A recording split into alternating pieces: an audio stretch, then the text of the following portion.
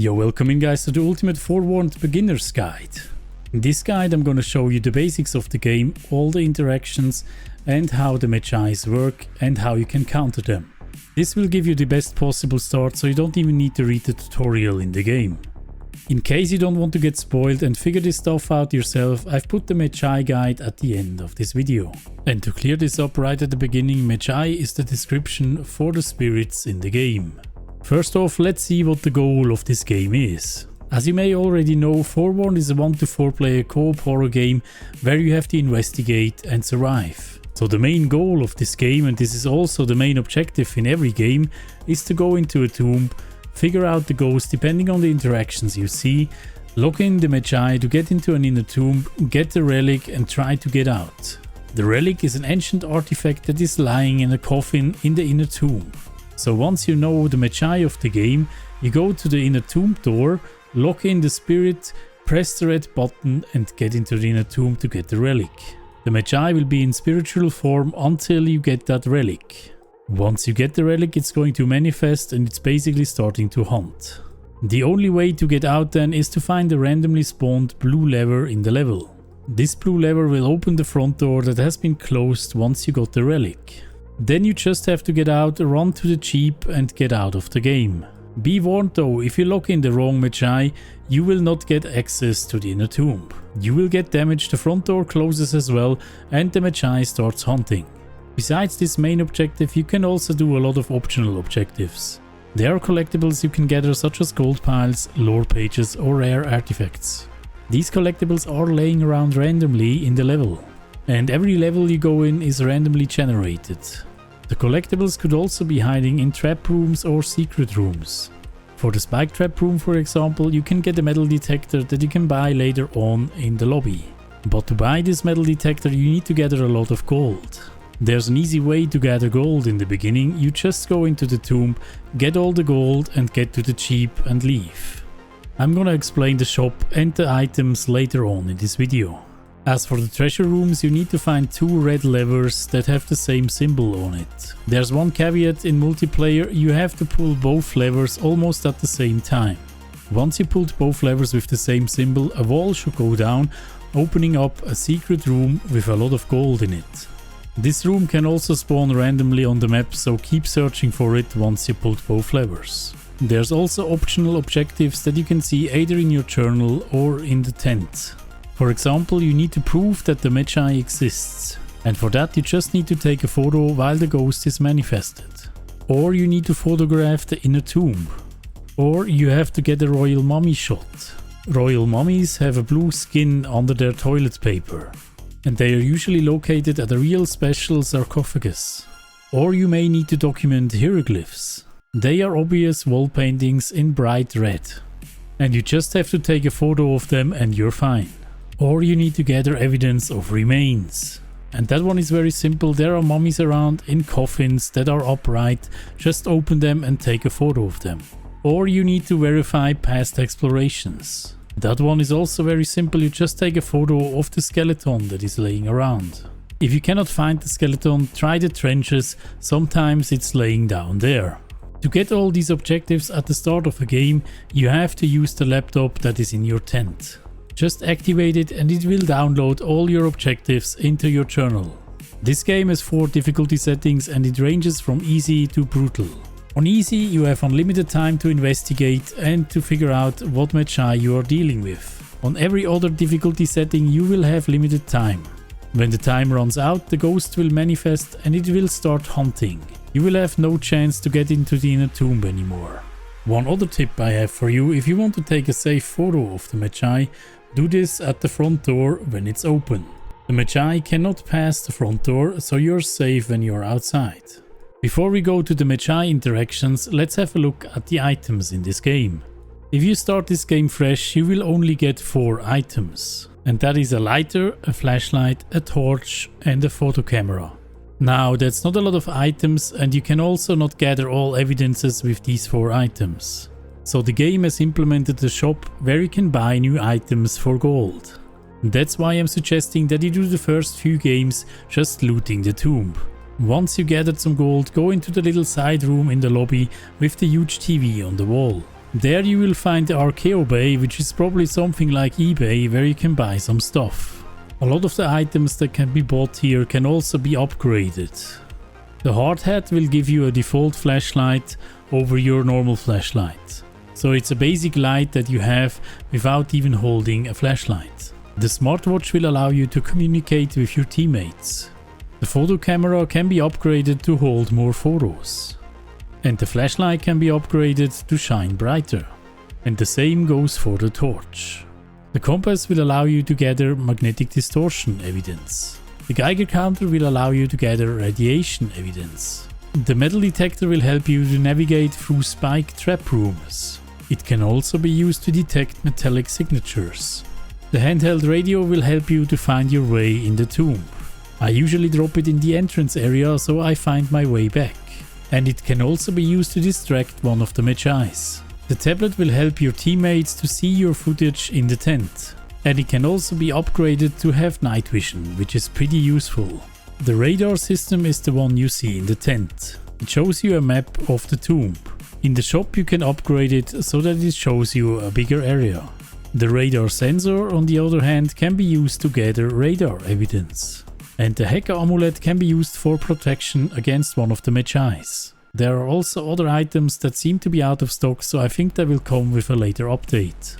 And one quick tip for the torch: you can run around the map lighting up other torches by just touching them. And the same goes for the torches of your teammates. You can also light them up with a lit up lighter, so you don't even need the torch. So let's have a look at the interactions and the evidence in Forewarned. There are currently 12 evidence types in this game. I'm gonna go over every single one of them and I'm gonna show you how they look like. First off, we have destruction. If you see a vase laying around broken, or you hear a vase being broken, then you know it's destruction. Extinguished flames.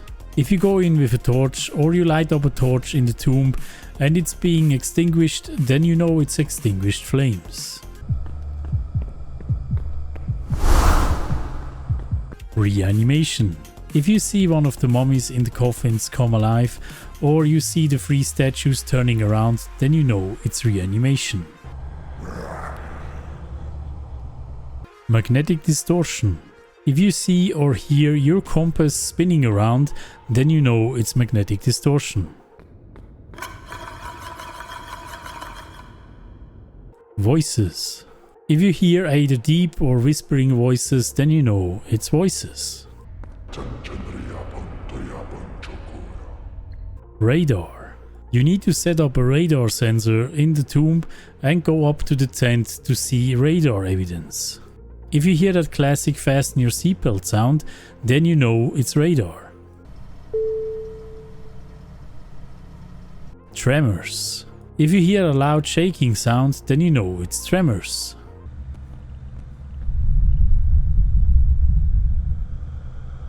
Disturbed tombs. If the coffins where the mummies are in are closing or opening, then you know it's disturbed tombs. Radioactivity. If you see your Geiger counter even spiking a little bit, then you know it's radioactivity. Keep in mind these can spawn anywhere, so walk around with the Geiger counter a little bit.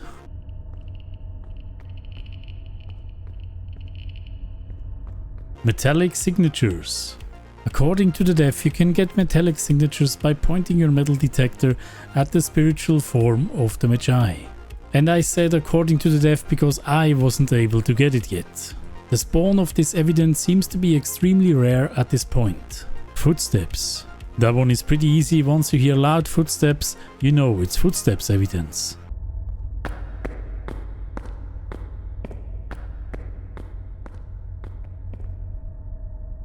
Electronic disturbances. If your flashlight turns off and your head flashlight starts flickering, you know it's electronic disturbances.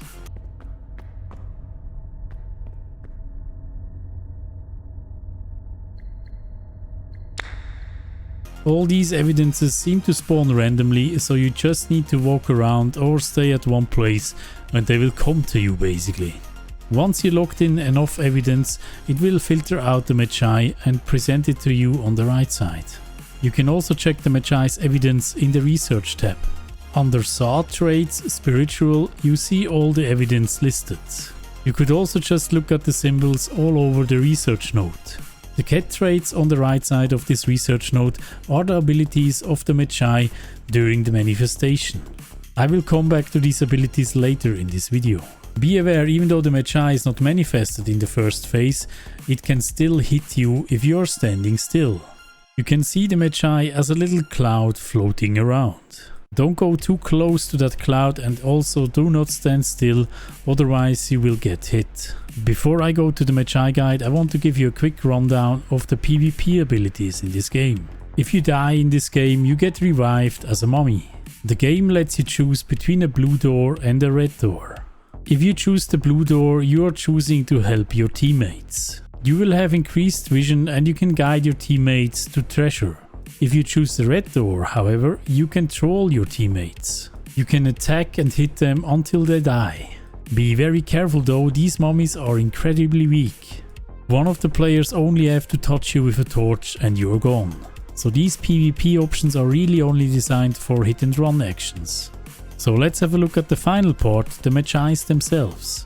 By the time you are watching this guide, this might have already changed. If they have changed, you can always get a hint in the research notes in your journal. There is also a note spawning in the inner tomb that will give you a hint on how you can counter this Mejai. By the time of this guide, there are currently 4 Mejais available. And those are Raphos the Damned, Dekan the Lost, Ufris the Forgotten, and Nekref the Shadow. Raphos the Damned is styled as a classic mummy. He will walk around slowly and attack you once he sees you. Your only weapon against Raphos is fire. Depending on the difficulty, you are able to push him back multiple times with a torch. On normal difficulty, you can push him back 3 times. On brutal, you can only push him back once. Once the pushback was successful, he will do his scream. If you ran out of pushbacks, the next time you touch him, you're gonna die. Dekan the Lost will be moving much faster around. He has super hearing, so if you make a noise, he will come for you. So that basically means you should not walk or even run near Dekan. Because once he hears you, he's going to lock onto you and he's honing in like a missile and you have no chance to get out. Hiding is also not an option. Once he's in that mode, he is not going to stop. So that means you only have to crouch and you should be safe unless you touch him. Ufris the Forgotten is a mimic. He can shapeshift into a human form and will walk around with you. He will just creep around your team, and once he has enough, he starts whistling and then he's going to attack. And like Dekan, you cannot escape this attack. You can use the Hacker Amulet for protection against the Ufris. Nekref the Shadow is the most terrifying Mejai in this game. He is teleporting around like crazy and is reacting to light. If you come too close to a teleportation spot and you have your light on, he's going to attack you and you cannot escape. The journal says you cannot stare at him. I've stared a lot at him in my testing and nothing happened. Staring at him might increase the chance of him staying at the same spot. Your best weapon against the Nekref is to just walk around with a tablet with night vision. That way you can get really close to the Nekref without him seeing you. And the same, by the way, goes also for the lighter. He seems to not care for the lighter in your hand. Nekref seems to usually spawn in the middle of hallways or rooms, so you're best off to hug walls while you're moving around. If you want more Forewarned, Phasmophobia and other horror content, please consider subscribing. Please tell me in the comments if you have any more questions. Thank you guys for watching and we see us in the next one. Oh, all these patrons! Thank you so much guys for your support. Mwah. Big schmouts.